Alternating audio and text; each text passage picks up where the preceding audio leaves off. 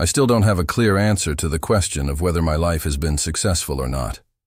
Professionally, everything seemed smooth sailing, and family life was going well too, until some pivotal moment occurred. Lately, I've been tormented by strange, depressive moods. I felt like I lost something important in my life, but couldn't precisely determine what it was. My childhood began in the distant year of 1960. After completing the 10-year school program, I planned to enroll in the local pedagogical institute conveniently located across the street from my home. However, my close friend Kolya suggested a completely different option: to go to the distant Kaliningrad and enroll in a maritime school. My notions about the sea and maritime service were quite vague, and I had no experience in this area. Nevertheless, under Kolya's influence and his vivid tales of oceanic romance, despite my doubts, I decided to take the plunge and agreed to this proposal. When we arrived in Kaliningrad and submitted documents to the maritime school during the career guidance interview, I was questioned about the reasons for choosing this educational institution. Without any evasion, I explained that I came here in the company of my friend, and I had no particular desire to study maritime affairs. After this confession, when I was ready to leave, I was unexpectedly allowed to take the exams, which I successfully passed. They enrolled me as a first-year cadet, handed me a uniform, and placed me in the dormitory. My comrade Kolya, failing the math exam, angrily left the place, not only upset with me but with the whole world. That's how my maritime career began in the merchant fleet. There is much to tell about my learning experience, but I'll just say that over time, I developed a deep love for the learning process. After the first practice on a large sailing ship, a genuine love for the sea was born in me. 4 years later, having successfully graduated from the maritime school, I was appointed as the third mate on a passenger ferry that sailed between Kaliningrad and Tallinn. It was there that I met my future wife. Her name was Inga. Despite the rarity of the name, it was a charming and cheerful girl's name. She quickly won my heart. Just 2 months after we met, we decided to get married. It all started when Inga and I, both from the same city, decided to take a 2-week vacation and go home to introduce each other to our families. Thus, our shared family life began. I spent most of my time at sea, returning home only after extended voyages. Nevertheless, with each return, I tried to surprise Inga with gifts. She always welcomed me with joy, and we often traveled together to the south, to the Black Sea, to warm up after the cold Baltic Sea. After 3 years, I was transferred to the position of the second mate on the dry cargo ship Adler, which made voyages abroad. These assignments became even more prolonged, and sometimes I didn't show up at home for 6 months. That was my maritime life, and unfortunately, it was inevitable. Despite the extended absences, I had no doubts about Inga's faithfulness, and she didn't give me any reason to worry. At least, that's how it seemed to me. However, over time, a strange feeling of coldness crept into our relationship. Everything happened as usual. Tears, kisses, passionate moments in bed. But my heart told me that Inga seemed to be distancing herself from me. Finally, the moment came when it dawned on me. My wife had a lover. On the cargo ship Adler, there was a buffet worker named Natasha, a young woman. Working in a male-dominated environment, especially being attractive, is not so simple. There were countless men ready to start a romance with her, but Natasha didn't give any reason and kept all potential admirers at a distance. I liked Natasha, but more in the sense of acknowledging her beauty. After all, being married, I didn't want to get involved in extramarital intrigues. However, over time, I began to notice that Natasha was giving me strange looks. Interestingly, I didn't give any clear signals, and our communication was the same as with other members of our crew. Nevertheless, as a man, it was flattering to attract the attention of a young and charming lady. She called me by my name, but it was just a detail, as no birthdays, including mine, were particularly celebrated. So despite the internal chill in our relationship caused by suspicions of infidelity, I didn't associate it with celebrating my birthday. Over time, I stopped marking my birthday. On one of the voyages, I decided to celebrate it in open sea after the watch change. Sitting alone in my cabin, I pondered whether I should have a shot of cognac for my health. Suddenly, there was a knock on the door, and Natasha appeared at the threshold, carrying a tray of fruits. She blushed, congratulating me on my birthday. Inviting her into the cabin, I politely offered her a seat. At that moment, I noticed how stunning Natasha looked with her blonde hair, beautiful dress, and a fragrance reminiscent of unknown perfume. Offering a shot of cognac, I suggested making a small toast for the birthday. Natasha agreed, clinked glasses with me, and sipped the cognac. There was a short pause. Not knowing what to talk about, I looked at Natasha, sitting still. She raised her eyes and said, "I have a request for you. Just listen to me to the end." Listening to Natasha, she told me about her loneliness, how she was already 32 years old and had never been married. Her mother died 2 years ago. Her father left when she was a baby. She expressed her desire to have a child and asked me for help. She assured that after this voyage, she would resign and I would never hear about her again. I had to face unexpected situations when Natasha, looking me in the eyes, expressed her desire to have a child with a loved one. I felt at a loss and didn't know how to proceed. It wasn't feasible to dismiss her, as I liked her too, until I started contemplating. Not knowing how to behave with Natasha, we both immersed ourselves in our thoughts. Throughout the voyage, she tried to maintain the illusion that nothing was happening between us. I felt detached and worried about betraying my beloved wife. Upon returning to Kaliningrad, Natasha left without saying goodbye. On my table, there was a note with the single word, "Thanks." I took it as a farewell and mutual liberation from heavy moments. In the evening, sitting on the train at the southern station, I delved into contemplation. "We're approaching! Wake up! We're approaching!" The voice called everyone to wake up. In that moment, I recalled the previous evening, evaluating it as a pleasant pastime. My head didn't hurt thanks to excellent cognac.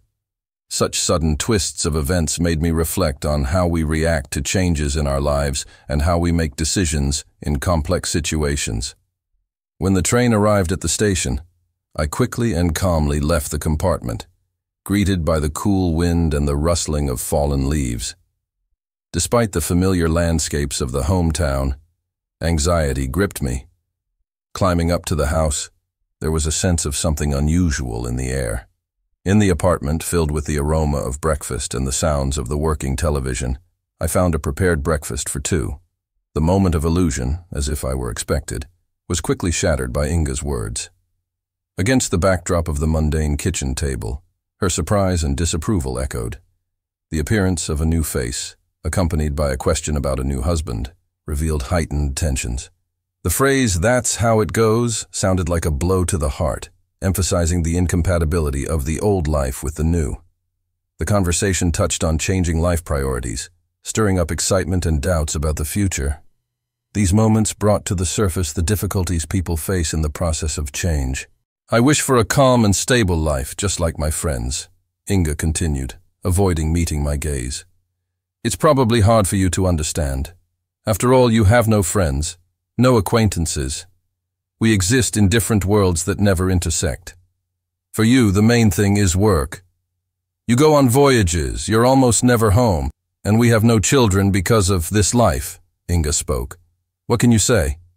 She was right. A 30-year-old, slender, and attractive woman with russet hair, she had every chance to start a new life. I realized that this nightmare would continue, and one day there would come a time when my ship would sink and I wouldn't be properly buried. I would be an old man left without attention, under the anthem and festive salute. Life with a dead end ahead. And finally, you stopped seeing a woman in me. What am I to you? A cook? A mistress? I'd better try to start a new family life now. And at that moment, I interrupted her. "Calm down. I'm not going to create a scandal, and nothing can be undone." Yes, I didn't hope for anything. I tried to speak calmly. The apartment and the summer house remain with you as compensation for the time you spent on me. Sorry, but you've been absent for almost half a year, and I decided the property issue at my discretion. But if you want, I didn't let her finish and asked, "Did you file for divorce?" "Yes, the documents are ready. You just need to sign them." A hidden melancholy echoed in her voice, or so it seemed to me. All right. I walked into the hallway, put the keys on the phone table, and slung the bag over my shoulder. I have nothing else to do here. Goodbye. The door closed behind me, clicking the lock.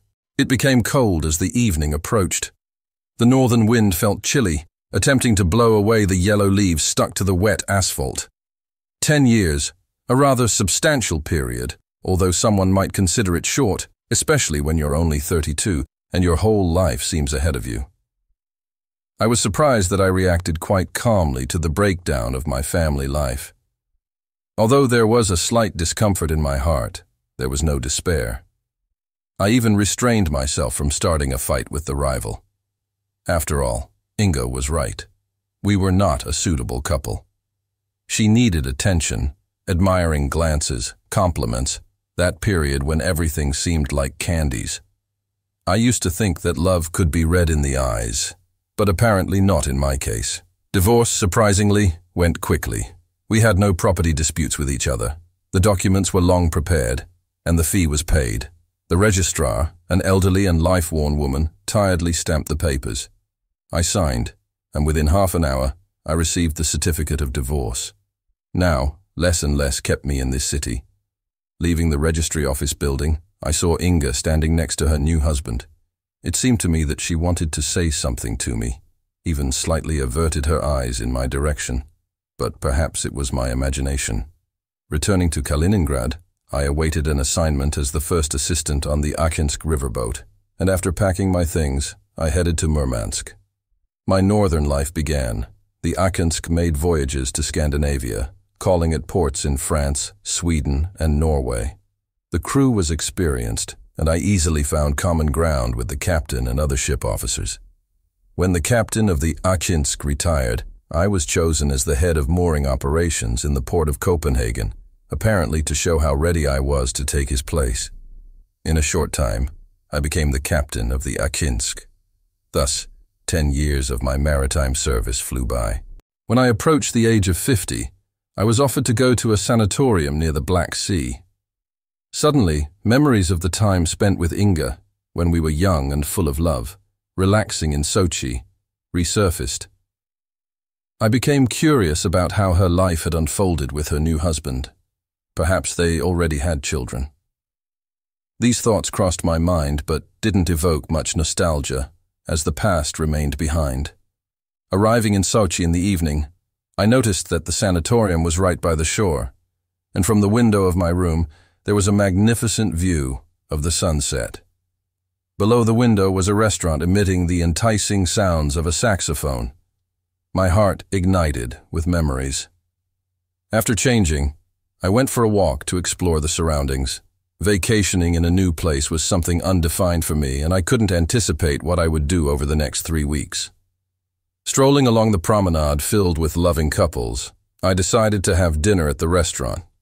The place wasn't overcrowded, and the administrator led me to a free table by the window.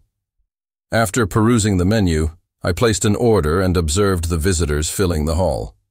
Soon, the waiter brought a bottle of wine and poured it into a glass, and the saxophone began to play. I reclined in a comfortable chair, enjoying the pleasant taste of the drink and the music. Suddenly, I noticed a young and charming girl approaching my table. "May I invite you?" She charmingly smiled, extending her hand. "Of course, you may." I cautiously took her hand, and we headed to the dance floor.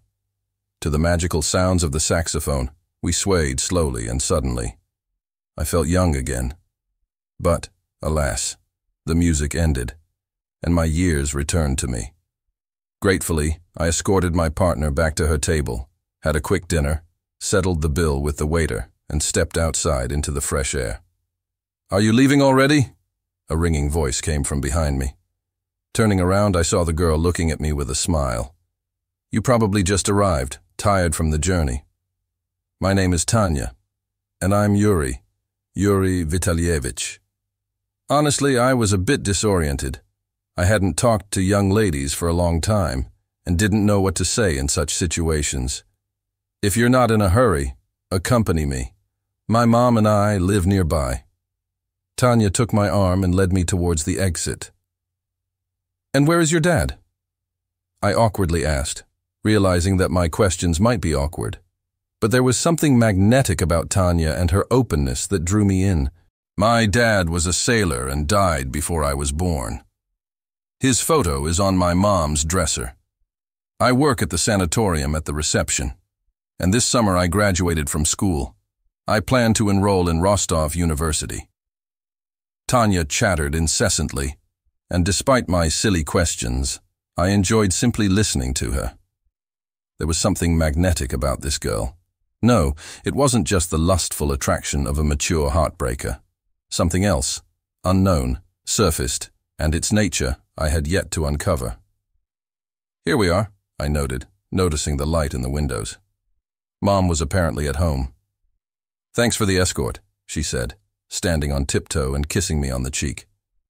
After that, I headed to the waterfront, walking, trying to clarify my feelings. Tanya, despite the age difference, was not an adventurer. There was something special in this feeling, but I couldn't understand it yet. In the morning, I woke up early and went to the beach. I hoped there would be few people, and I could enjoy the morning sea. The beach was empty, and I relished the coolness of the water.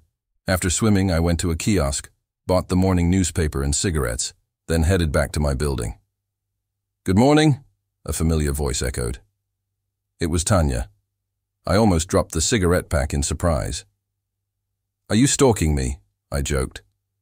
No, just happened to be here, Tanya replied with a smile. Before I could respond, an angry female voice came from behind me. Tanya, come over here, please. I turned around. A slender young woman behind me was looking at Tanya. And you, young man, find someone for yourself. She didn't finish her sentence. I stood, frozen. Natasha. What a meeting. You look alike. Natasha was no less surprised than I was. I was starting to understand something.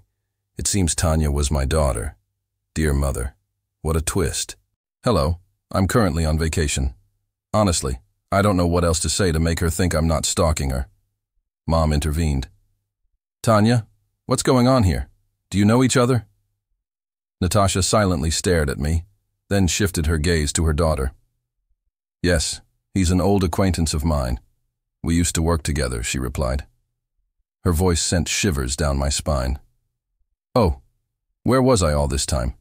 Why did I part with her so easily? Oh, right, I was married. A brainless fool. My happiness was right there, and I didn't even notice. I'm sorry. Maybe I should leave, I said. What could I tell her after so many years? The daughter she raised alone momentarily stood before me. I didn't want and had no right to interfere in their lives. Tanya already knew about her heroic father. Let it stay that way. I turned around and quickly headed to the entrance of the sanatorium building. Packed my suitcase quickly. I didn't have that many things. Called the ticket office and booked a ticket for the evening flight to Moscow. I still had time, and I decided to take a nap before the journey. But how easy it is to say nap when everything inside is shaking from the morning encounter. Someone knocked on the door. Tanya was standing at the threshold. I know everything. Mom told me. You are my father. She stood before me like a fool, not knowing what to say. And I imagined you like this. The girl's eyes filled with tears. I took a step and hugged her. My daughter. What a wonderful, beautiful word. My daughter. Let's go. She grabbed my hand and dragged me out of the room. Natasha was sitting on the couch, staring at the wall. Her face was wet from tears. On the dresser, I saw a sailor's photograph in a frame. It was my picture, only 20 years younger. I can't even remember where I was photographed. Natasha, I didn't know what to say, I said, embarrassed. She stood up and took my face in her hands. If you only knew how I've been waiting for you, she whispered, and pressed herself to my chest.